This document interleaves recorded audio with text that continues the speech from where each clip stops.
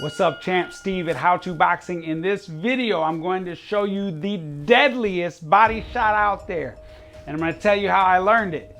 I was 15, I had just won a national championship, and I was on top of the world. And I was at my local gym sparring one of my older teammates. He was in his early 20s. And I went to shoot my sharp jab, and he slipped that jab and boop, just touched me.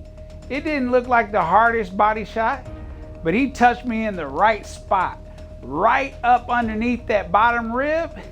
It hit my liver, it made my liver quiver. And I had to take a knee, man. I took a knee. And I learned a valuable lesson that day is where to place that shot. That deadly liver shot is powerful.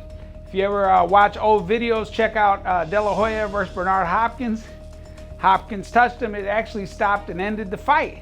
And De La Hoya was one of the best in the world. So deadly, deadly shot. I'm gonna show you how to land the shot. It doesn't need to be, you're not necessarily sitting down on the shot. It's not necessarily the hardest punch you've ever thrown, but it's the most accurate. You wanna be sharp with the shot, and you wanna catch them right up underneath that bottom rib, and you just slip it right in there. So if a guy's shooting a jab, orthodox fighter against me shooting a jab right at my face, I'm slipping inside his jab. I'm keeping my hand up because I am exposed to his right hand, so there's some risk there taking that move. And you're not going to do it over and over again because that's how you get set up for his setup, right? He's going to end up setting you up for a right hand if you dip over. If he knows it's coming, then he'll know what to do. But you're going to surprise him. As soon as the jab's coming at your face, you're stepping in and over. It's a slight step. Keeping this hand here, and then you're letting that shot go right up underneath that bottom rib. And it's not a hook, it's not an uppercut, which would be a 90 degree, right? It's kind of a half hook, half uppercut. I call it a 45. And so you're right in here, boop, right in there, and you just touch them right up underneath that bottom rib. And I promise you, you make the liver quiver. We can drop them with it. And if you do drop a guy with it, there's two things you can do. Two things I did, maybe not the best sportsman-like, but definitely gave me a psychological advantage. If I dropped a guy with that shot, and usually a guy will take a knee. As soon as he take a knee, I get right up on top of him like that, like I'm gonna hit him again. And it just psychologically puts a little bit of more fear in his heart. When he does get back up, he's going, wow, this guy's trying to get at me.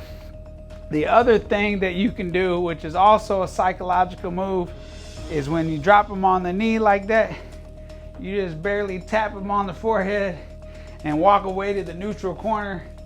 And that's very psychological as well. It's kind of letting him know, like, yeah, you're not on my level. And you're just walking away. You didn't hurt him. Chances are you're not going to get in trouble for doing that. You would if you did hit him, but acting like you're gonna hit him when he goes down, that's okay. You can get away with that. But let's get back to the punch.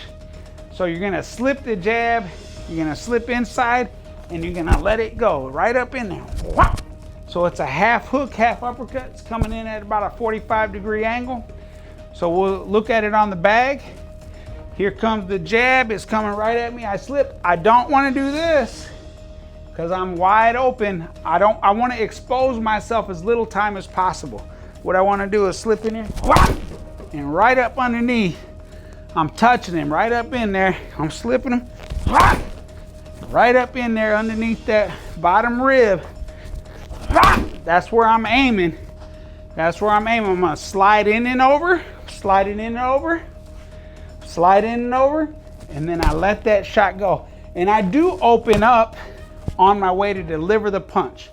And by opening up, it kind of creates that little bit of a slingshot effect right in through here. So I'm right in here, and I just touch him right there. We touch him like this, he drops, he goes down. One of two things, we either get after him like we're gonna punch him again, touch him in that forehead. Put this to work. You like me, come visit me at How To Boxing. Keep training like a champ.